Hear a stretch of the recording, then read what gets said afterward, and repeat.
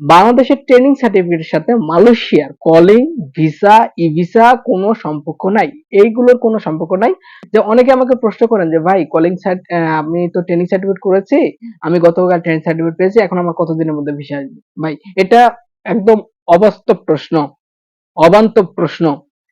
Hello, আসসালামু আলাইকুম, কেমন আছেন সবাই? আশা করি সবাই খুব ভালো আছেন। ওয়েলকাম ব্যাক আমার একটি নতুন ভিডিওতে। তো আজকে ভিডিওটির মেইন টপিক হচ্ছে একটি গুরুত্বপূর্ণ বিষয়, সেটা হচ্ছে এক ভাই আমাকে কমেন্ট করেছেন যে ভাই আমার কলিং হয়েছে এবং সেই কলিং রিজেক্ট হয়ে গেছে। আমি ট্রেনিং করেছি ইতিমধ্যে। এখন আমার আমার আবার নতুন করে কলিং হয়েছে। এখন আমার ট্রেনিং সার্টিফিকেট, আমি যে মালয়েশিয়ার জন্য যে ট্রেনিং সার্টিফিকেট করেছিলাম সেটি অনলাইনে আছে। তো এখন আমাকে কি নতুন করে ট্রেনিং সার্টিফিকেট করতে হবে কিনা, নাকি আগের ট্রেনিং সার্টিফিকেটই কাজ হবে?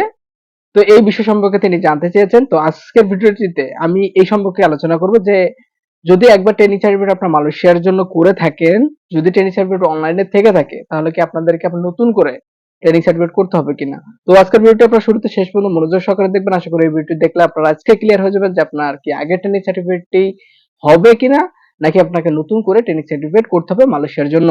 তো ভিডিওটি দেখতে থাকুন প্রায় ছোট্ট একটা ইন্টার পরে। আর হ্যাঁ, অবশ্যই একটি কথা, যারা আমার চ্যানেলে নতুন এসেছেন তারা অবশ্যই কিন্তু চ্যানেলটি সাবস্ক্রাইব করে পাশে থাকা মালয়েশিয়া সম্পর্কে যে কোনো গুরুত্বপূর্ণ তথ্য পেতে এই চ্যানেলটি অবশ্যই আপনার কাজে দিবে। তো ফিরে আসছি একটা ছোট্ট একটা ইন্টার পরে।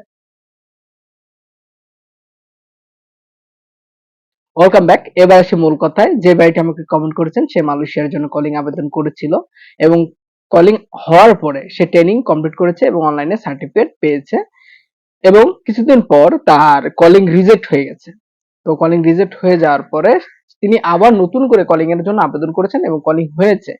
এখন তিনি এই বিষয়টা জানতে চাচ্ছেন যে তার যে আগের যে ট্রেনিং সার্টিফিকেটটা করা আছে, তিনি যে আগে যে ট্রেনিং সার্টিফিকেটটি করেছেন, সেই ট্রেনিং সার্টিফিকেটে কি তিনি মালয়েশিয়া আসতে পারবেন কিনা, নাকি নতুন করে আবার ট্রেনিং সার্টিফিকেট করতে হবে? তো আমি এক্ষেত্রে বলে থাকি, আমি পূর্বে যে ভিডিও দিয়েছিলাম যে মালয়েশিয়ার ট্রেনিং সার্টিফিকেটের কয়দিন মেয়াদ থাকে এবং আপনারা কিভাবে বুঝবেন যে আপনার ট্রেনিং সার্টিফিকেটের মেয়াদ আছে কি নেই, তো সেই ভিডিওটি তিনি দেখেছেন। সেই ভিডিওটির নিচে একটি কমেন্ট করেছেন, যেটা আপনারা স্ক্রিনে দেখতে পাচ্ছেন। তো সেই কমেন্টের ভিত্তিতে কিন্তু আমি ভিডিওটি করতেছি। তো আমি যে ভাইটি কমেন্ট করেছেন এবং যারা এই ধরনের চিন্তা ভাবনা করতেছেন যে আমার কলিং রিজেক্ট হয়ে গেছে, আমি নতুন করে কলিং করেছি, আমাকে কি ট্রেনিং সার্টিফিকেট করতে হবে কি নাকি আগের সার্টিফিকেটটাই হবে, তো তাদের জন্য এই ভিডিওটি। তো এখন এবার আসি যে আপনার যদি আগে ট্রেনিং করে থাকেন মালয়েশিয়ার জন্য, বিশেষ করে মালয়েশিয়ার জন্য, এবং আপনার যদি কলিং রিজেক্ট হয়ে থাকে, তাহলে আপনার যদি ট্রেনিং সার্টিফিকেট অনলাইনে থেকে থাকে, তাহলে কিন্তু আপনাদেরকে দ্বিতীয়বার কোনো ধরনের ট্রেনিং সার্টিফিকেট করা লাগবে না।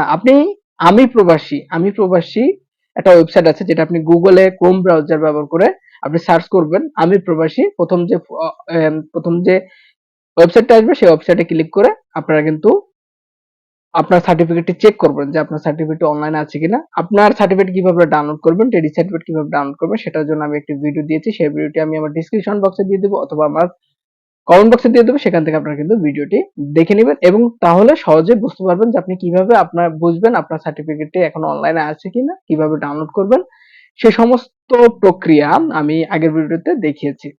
এবার আমি আপনাদেরকে একটি বিষয় জানিয়ে রাখি, যারা ট্রেনিং সার্টিফিকেট অলরেডি করে ফেলেছেন, যাদের ট্রেনিং সার্টিফিকেট অনলাইনে আছে, খুঁজলে পাওয়া যাচ্ছে, পিডিএফ ফাইল সহ আসতেছে, তাদেরকে দ্বিতীয়বার কোনো ধরনের ট্রেনিং সার্টিফিকেট করতে হবে না যদি মালয়েশিয়াতে আসেন।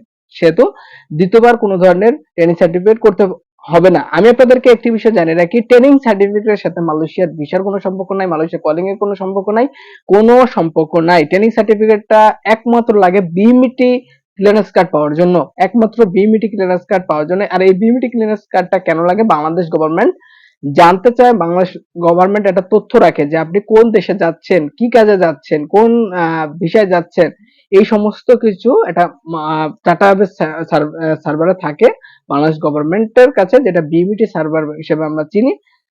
তো আমি আপনাদেরকে একটি বিষয় ক্লিয়ার করে রাখি, যদি আপনাদের ট্রেনিং সার্টিফিকেট অনলাইনে পাওয়া যায়, আপনারা যদি ইতিমধ্যে মালয়েশিয়ার জন্য ট্রেনিং সার্টিফিকেট করে থাকেন, আপনার যদি কলিং রিজেক্টও হয়ে যায়, কলিং ক্যান্সেলও হয়ে যায়, আপনি যদি আপনার নতুন করে কলিং করেন, সেক্ষেত্রে আপনাকে নতুন করে কোন ধরনের ট্রেনিং সার্টিফিকেট করতে হবে না। আপনি আপনার আগের ট্রেনিং সার্টিফিকেট দিয়েই কিন্তু মালয়েশিয়া আসতে পারবেন। তবে হ্যাঁ, আপনি অবশ্যই চেক দিবেন যে আপনার ট্রেনিং সার্টিফিকেটটি কি অনলাইনে আছে কি নেই। যদি অনলাইনে না থাকে, সেক্ষেত্রে আপনাকে নতুন করে ট্রেনিং সার্টিফিকেট করতে হবে। আর যদি অনলাইনে থেকে থাকে, তাহলে কিন্তু আপনাকে নতুন করে কোন ধরনের ট্রেনিং সার্টিফিকেট করতে হবে না।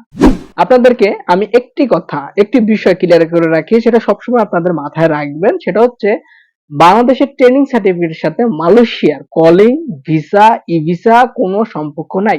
এইগুলোর কোনো সম্পর্ক নাই।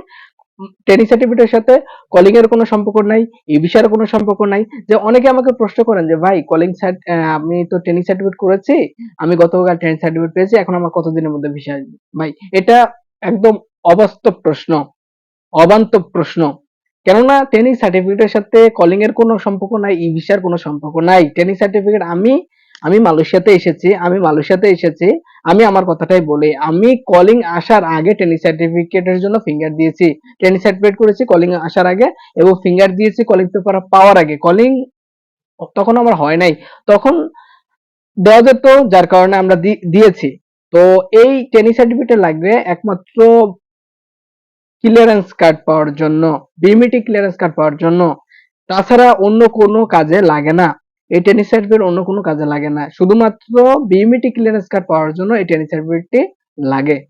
তো আশা করি যে ভাই আমাকে কমেন্ট করেছেন এবং আরো যারা অনেকে এর আগে কমেন্ট করেছেন, আমি হয়তো আপনাদের কমেন্টে রিপ্লাই দিতে পারছি না, কারণ সময় খুবই কম। কারণ বাস্তব পরিস্থিতি আসলে ভিন্ন, কারণ আমি তো একটা জবে আছি। তো জব করতে করতে আসলে দেখা গেল যে আমার সময় এভাবে হয়ে ওঠে না ভিডিওর কমেন্টে রিপ্লাই দেওয়া, ভিডিও দেওয়া আপনাদের জন্য। তো আজকে সময় পেয়েছি, যার কারণে আপনাদের জন্য একটি ভিডিও দিলাম।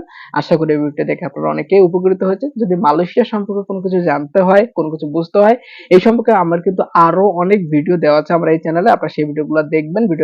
ভিডিওটি যদি ভালো লাগে তাহলে অবশ্যই লাইক দিবেন। আপনার যদি কোনো মতামত থাকে অবশ্যই কমেন্ট করবেন। আর যদি আমার চ্যানেলটা ফার্স্ট হয়ে থাকেন, নতুন ভিডিও দেখতেছেন, আমার চ্যানেল এখনো সাবস্ক্রাইব করে নাই, তাহলে অবশ্যই চ্যানেলটিকে সাবস্ক্রাইব করে দিবেন। কারণ মালয়েশিয়া কলিং ভিসা সম্পর্কে আমি যাবতীয় গুরুত্বপূর্ণ তথ্য এই চ্যানেলে শেয়ার করে থাকি। তো আজকের ভিডিওটি এই পর্যন্তই। আশা করি ভিডিওটি আপনাদের সবার ভালো লেগেছে। ভিডিওটি দেখে আপনারা একটু হলেও উপকৃত হয়েছেন। যদি একটু হলেও উপকৃত হয়ে থাকেন তাহলে অবশ্যই চ্যানেলটি সাবস্ক্রাইব করে দিবেন। তো দেখা হবে পরবর্তী কোনো নতুন ভিডিওতে। সে পর্যন্ত সবাই ভালো থাকবেন, সুস্থ থাকবেন। আল্লাহ হাফেজ।